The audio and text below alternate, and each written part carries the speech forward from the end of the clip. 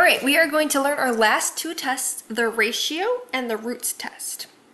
So to start off, there's no one convergence test that always works, but this ratio test is actually one that is really worthless on simple series, but it helps on some of the most complicated series. You'll see that in a moment. We're going to deal with some harder series today, but this ratio test is actually extremely helpful with that.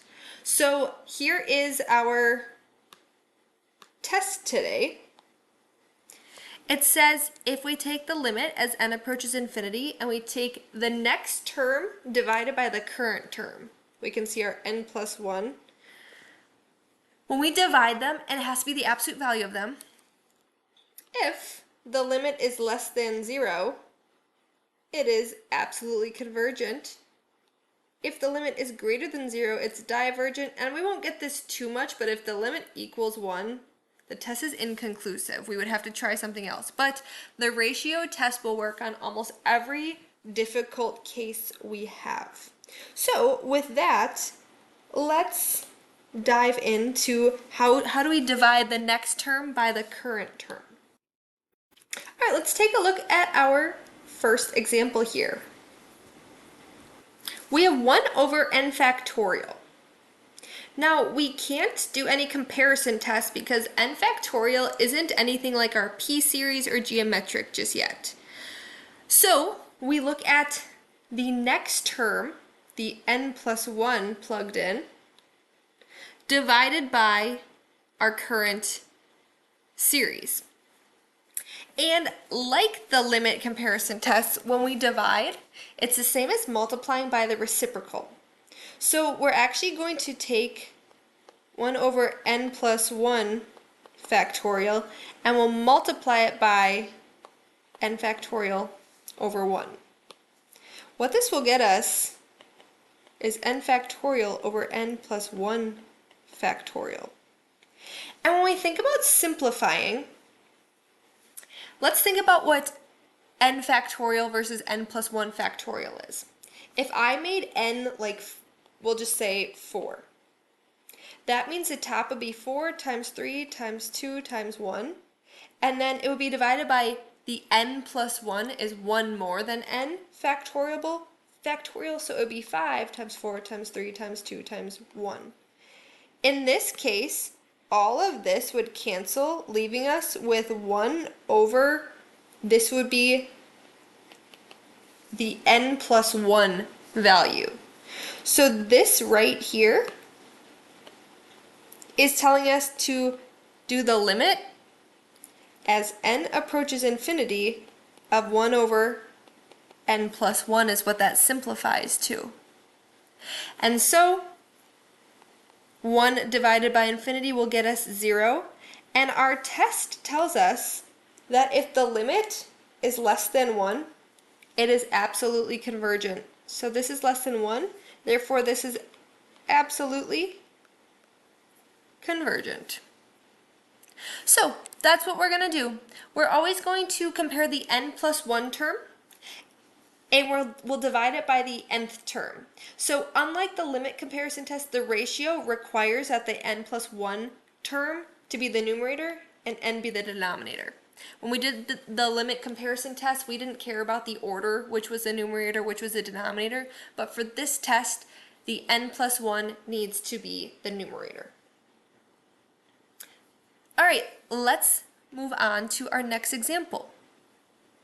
We want to take the n plus 1 term, so that we 4 to the n plus 1, and then we plug in n plus 1 to our denominator, and we will divide that by the given one of 4n over n factorial. And remember, dividing by the fraction is the same as multiplying by the reciprocal. So instead of dividing by this, we can multiply by the reciprocal up top.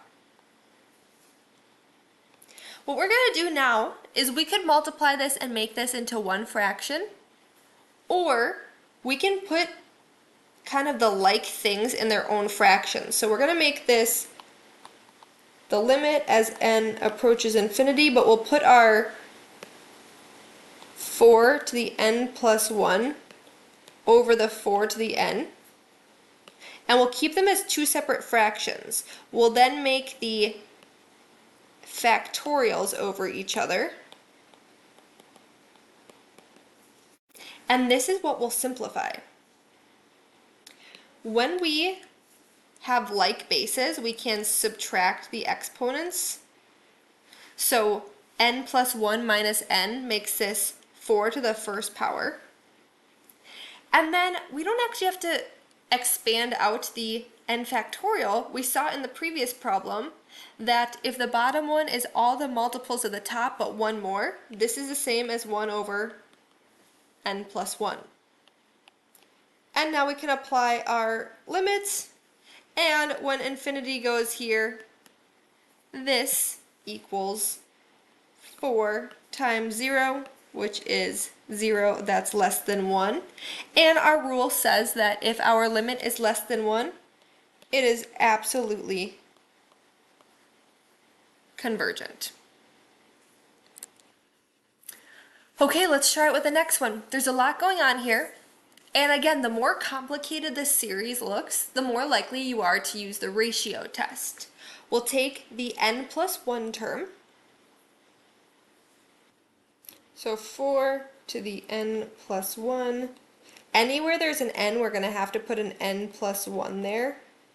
And then we'll make this 3 to the n plus 1.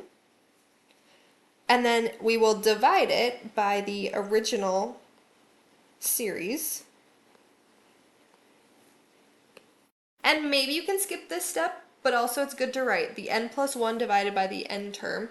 We can, instead of dividing by this, we can multiply by the reciprocal. So n times 3 to the n over 4 to the n here. And like before, we can go ahead and put the pieces over each other that are alike. So this 4 to the n plus 1 can go over this 4 to the n. And we'll multiply our n over our n plus 1. And then last but not least, our 3n over our 3n plus 1. And we can go ahead and simplify this. Again, the like bases, we can subtract those exponents, so n plus 1 minus n makes this 4 to the first power. Times, we'll just leave this for now. And then, in the same way, our 3 has 1 more in the bottom, so this will actually be 1/3. And now when we do our limit as n approaches infinity, we will get 4/3 because these have the same power of 1, so the limit of this middle term is just 1. And 4/3 is greater than 1. And the rule for this says if your comparison is greater than 1, it is divergent. All right, go ahead and give number 4 a try. I'm going to set it up. I won't completely solve it. So go ahead and pause the video and set it up, and then you can play it to see if you set it up correctly. All right, here's one option to set up.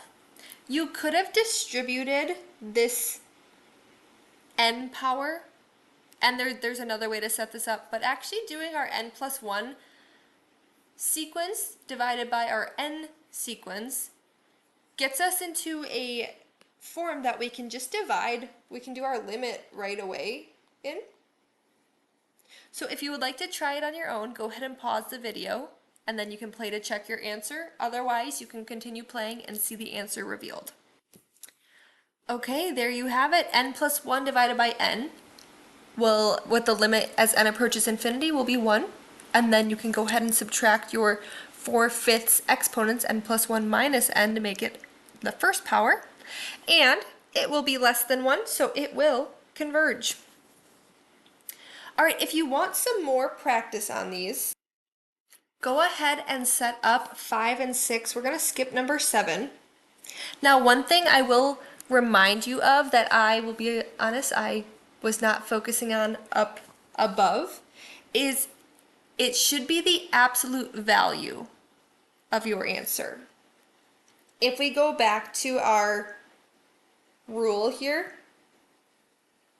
it did the absolute value of our answer. Everything has been positive so far, so we didn't really care about the absolute value.